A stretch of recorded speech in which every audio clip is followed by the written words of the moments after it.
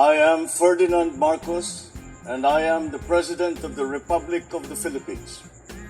I stand today on behalf of 110 million Filipinos. Hello people and hello universe, it's me again. Shoutout sa mga Pilipino sa buong daigdig. Siyempre sa mga Marcos loyalists, no? At supporters. Nako, mayroon tayong very good news. Alam nyo naman po yan, no? Pumunta yan si Pangulong Marcos Jr. sa Davao. Ay, grabe talaga yung yung magandang nangyayari sa kabila ng mga batiko sa kanya, no? Pagbibintang, pero walang paki ang Pangulo, no? Talagang sinuklian niya talaga ng kabaitan. Grabe. Well. Ang sinabi po dito mga kababayan, alam po natin, nagpunta naman siya talaga dyan. Ang dami activities actually mga kababayan. Pinagtibay ni Pangulong Ferdinand R. Marcos Jr. ang layuning matapos ang pamamahagi ng lupang saklaw ng CARP pagdating ng 2028. Wow. Sa distribution ng mga titulo ng agrarian reforms, beneficiaries sa Davao ipinagmalaki ni PBBM ang 90,000 na titulo na ipamahagi noong 2023. Ay, grabe, ang dami pala, no? At ipinangako ang patuloy na suporta at pagtutulungan ng buong pamahalaan upang mapalaya sa hirap at mapaunlad ang kabuhayan ng mga magsasaka. Na magsasakang Pilipino. Nako, panahon pa ng papa niya talaga nakafocus sa mga magsasaka ito, guys, ha. Tignan nyo yung mga litrato. Pero bago nyo mga kababayan, panoorin yung speech ng ating mahal na Pangulo. Ayan, no, kasama si BP Sara. Ganda nga ng usapan ng nila, ngiti nila, no? O, ayan, ha. O, tingnan mo yung ngiti itong magkasama. Oh, wow, grabe. Halos hanggang no? Sa tuwa, sobrang saya. Ayan, sa mga taga Davao, wow. Ganyan dapat ang Pangulo, 'di ba? Ito ipaparating ko lang sa mga DDS, mga kababayan, yung talagang bumabati ko sa Pangulong Marcos Jr. Lalo na yung nagbibintang sa kanya. Ito, para sa inyo ito. Ganyan ang magaling kong Pangulo. Puro kapakanan ng Pilipino, siya nakasentro. Hindi puro politika ang inuuna, kundi taong bayan ang inaalala. Huwag kang ambisyoso, baka ikaw ay maperwisyo sa mga kaaway mong politiko. Yan si PBBM, hindi marunong mag-insulto sa mga taga-Dabaoinyo dahil siya ay makatao. Wow. O, di ba? Sabi ko sa inyo . But anyway, mga kababayan, pakinggan nyo at tunghayan nyo ang pagdidistribute ng lupa. At syempre, bago nyong panoorin, don't forget to like, hit the button bell para lagi kayong update sa aking mga upload video. Anong kapalagayan nyo? Hindi kayo mapalagayan, no? Bye and babos. God bless Philippines. Sobra po ang tuwa nating lahat ngayon sapagkat inaasahan natin iilan-ilan lang ang dadalo. Narito ho, star-studded ngayon. At pati sa mga lugar ninyo nagkaroon ng kalamidad, ngunit nandito pa rin kayo. Maraming salamat po. Natatandaan ko ho, noong kami ay nagkaroon ng rally ng Bagong Pilipinas doon sa Manila, ang sabi po ng ating mga Pangulo, inuutusan po niya lahat ng mga opisyal at mga empleyado ng gobyerno. Bawal na ang tamad, bawal na ang babagal-bagal sa trabaho. At bawal na rin ang nakasimangot, dapat nakangiti tayong lahat.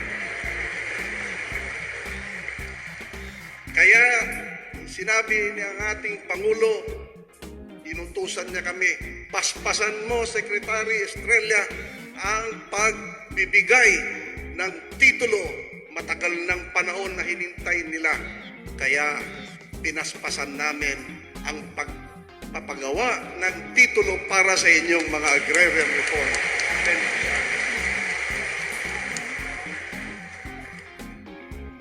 Kaya, Mr. President, hayaan niyo kong magbisaya din ako. Madam Vice President. Puntong Ilocano lang na. Mao karong adlaw ni abot na ang bag-ong Pilipinas. Niabot na pod ang dugay na ninyong kinahulat na titulo sa mga yuta na nahatag kaninyong tanan. Kung sa una, kamugot mo sa paghulat sa inyong titulo. Karon, mas malipay mo kay dili lang titulo kung hindi libreng yuta para kaninyong tanan.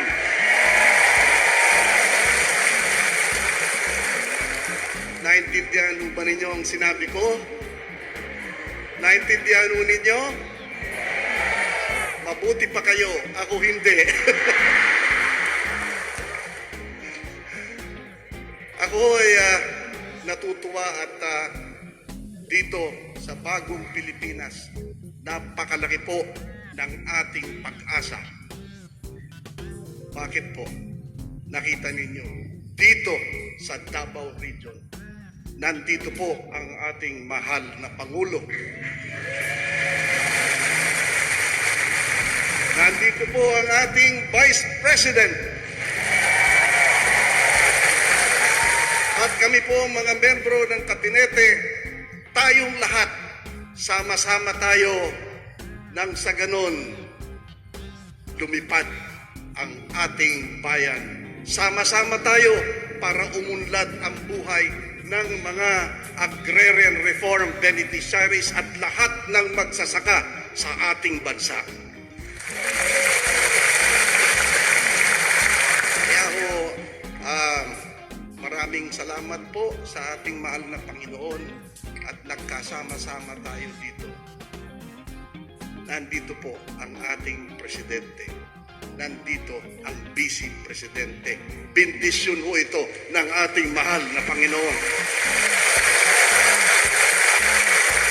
Hindi ko na ho pagtatagalin ang aking pagtatalumpati. Daghang salamat kaninyong tanan. Welcome po kayo and God bless all of you. Inaanyayahan natin ang ating mahal na Pangulo na pangunahan ang pamamahagi ng 2,529 e-titles o Certificates of Land Ownership Award.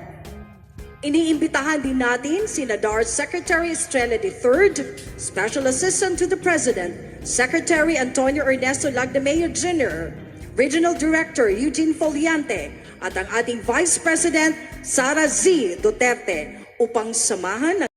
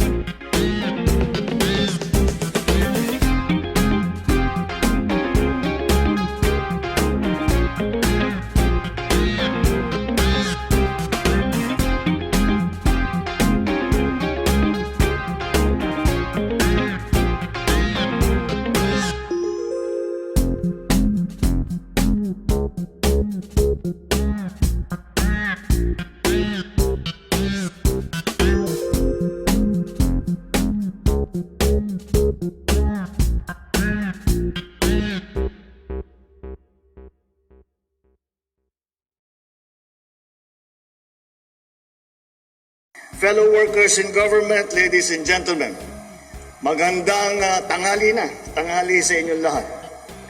Masaya ako at nakadalaw uli ako dito sa Davao. Maraming masasayang alaala ang ibinigay ng Davaoenyo sa akin at sa aking pamilya sa nakalipas na panahon. Marami ring mga pagkakaibigang panghabang buhay ang naburito. Hindi maaaring mawala sa aking puso ang pagmamahal ng Davao sa mga tao dito. Kaya naman, nagagalak ako na maging bahagi ng mahalagang pagtitipon na ito na pinangungunahan ng Department of Agrarian Reform, kung saan tayo ay namimigay ng mga titulo sa ating mga magsasaka na matagal nang nag-aantay na magkaroon ng sariling lupa.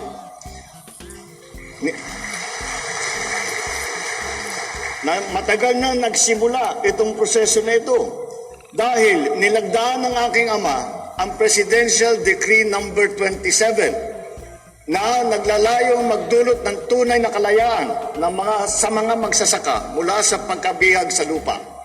Kaya ipinagmalaki ko na minana ko ang pagmamahal at pagpapahalaga ng aking ama sa ating mga magsasaka. Wow! Yan! Dapat ganyan. Kaya naman, talagang pampatawabap na mahirap kong makita, nakakadurog po ng puso, na makita na hanggang ngayon, ang pinakamahirap sa ating bansa ay ang mga magsasaka. Kayo ang nagpapakain sa amin. Hindi nyo magpakain ang pamilya ninyo. Kayo ang nagpapakain, nagbubuhay sa buong Pilipinas, sa lahat ng mga Pilipino. Ngunit ang tulong na ating pamahalaan, nanggagaling sa ating lipunan, ay napakaliit naman. Kaya ito ipapalitan natin. At hindi na tayo papayag na ang pinakamahirap na hanap buhay ay ang magsasaka. Mahirap naman talaga. Kahit anong gawin natin, mahirap ang magsaka. Kaya kailangan ng tulong ng ating mga magsasaka, ang lahat ng tulong na maibigay ng pamahalaan at ang pribadong sektor kasama din dyan. Ang lahat ng tulong na maibibigay ay ibibigay namin para naman ay masabi natin maganda ang maging hanap buhay ng ating mga magsasaka. Kaya naman, pagkaupo ko bilang Pangulo, ipinalam ko sa bayan sa aking unang SONA na ipapagpatuloy ko at higit na pagbubutihin ang tunay na reformang agraryo na sinimulan ng aking ama. Sa pakikisa tulong ng Kongreso, nilagdaan natin ang batas sa loob ng unang taon ng aking pamumuno, ang New Agrarian Emancipation Act. Dahil po sa batas na ito, ang pagkakautang ng mahigit ng 600,000 na agrarian reform beneficiaries ay hindi na sisingilin pa ng pamahalaan. Yay! That's my president! Wala kayo niyan. Layunin kong matapos ang pamamahagi ng lahat ng lupang saklaw ng CARP bago matapos ang aking termino. Kaya natutuwa ako na masigasig ang DAR sa pamimigay ng mga titulo. Patunay sa sipag ng DAR ay ang mahigit na 90,000 na titulo na naipamahagi noong 2023, nakarang taon. Nagpas ng 40,000 sa target na 50,000 sana lang na titulo. Umaasa ako na dadami o dodoble pa at sa taon na 2024. Ang mahigit na 2,000 titulo na ipapamahagi natin ngayon dito sa Davao ay magandang simula at simula lamang para sa 2024. Ang pamimigay ng titulo sa ating mga magsasaka ay unang hakbang lamang sa pagkamit ng kanilang kalayaan sa kahirapan.